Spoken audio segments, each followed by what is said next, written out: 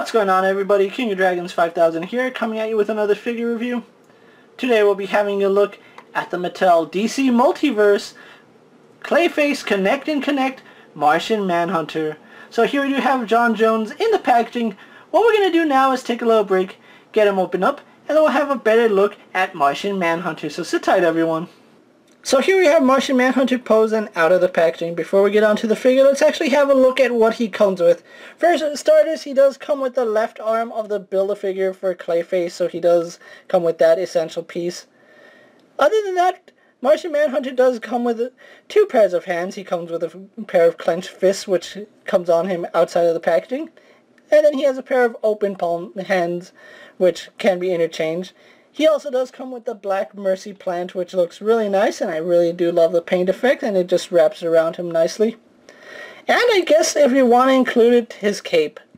His cape does come off, although I'm pretty sure it's not meant to, but there's no glue on it. But yeah, his cape does come off, and it's made of a softer rubber, so if you're not a fan of his cape, you can remove it. If not, you can just leave it in there.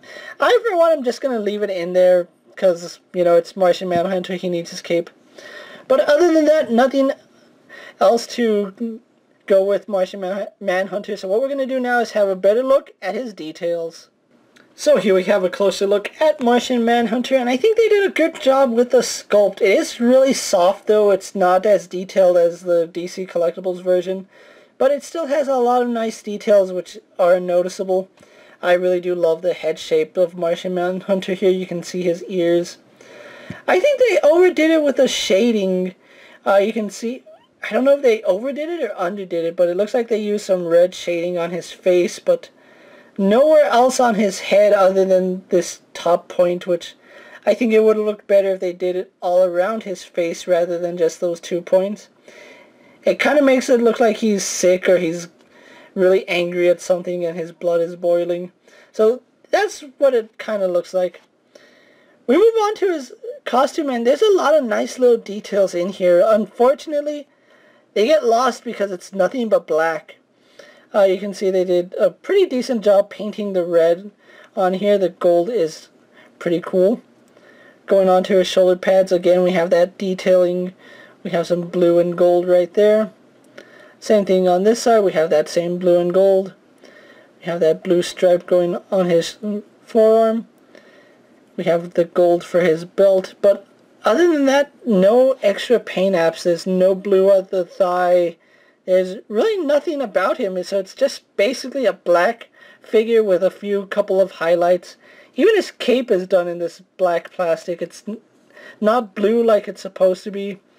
So, I don't know what it is, but another thing I have is the way his torso looks. It doesn't look right. If you have him leaning too far forward, it looks so strange.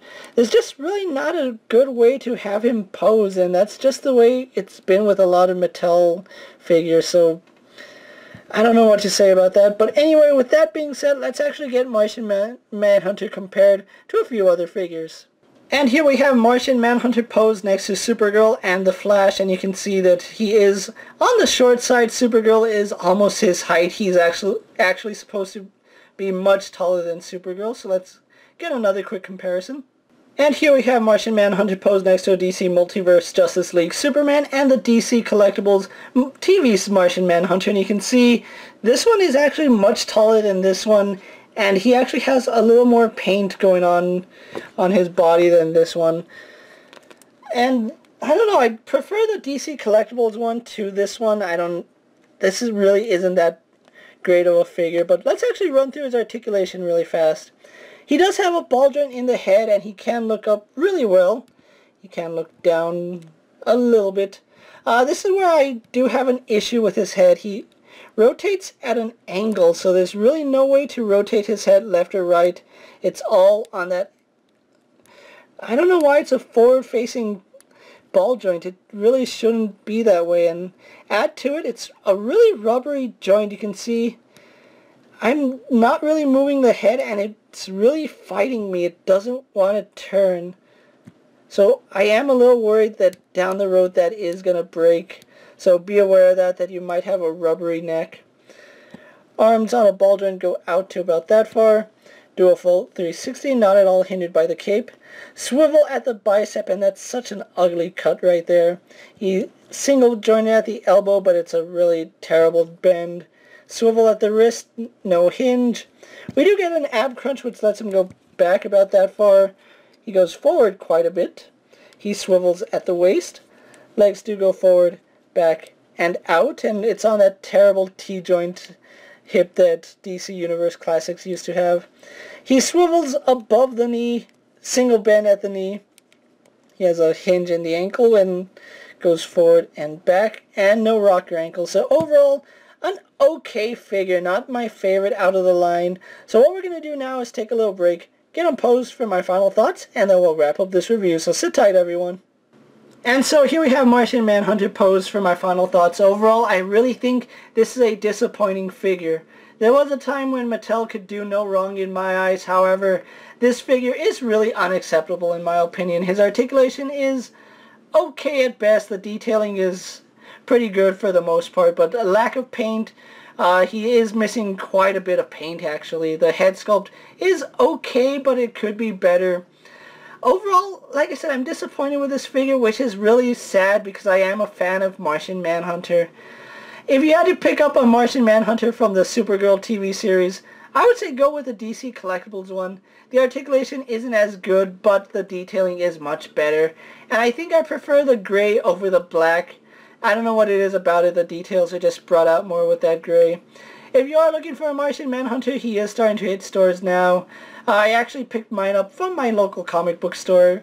So if you are looking for these guys, check your Walmarts. I know Walmart has been getting them in. Or even ask around at your local comic book shop. With that being said, guys, I'm KingofDragons 5000. Don't forget to like this video, leave a comment, subscribe to my channel. Go check out all my other action figure reviews as well as my other DC videos. Hopefully you find them informative. As always, if there's a figure you would like to see me review, let me know down in the comments, and if it's in my collection, I'll definitely have a look at it. Until next time, guys, I'll see you later. Take care, everyone.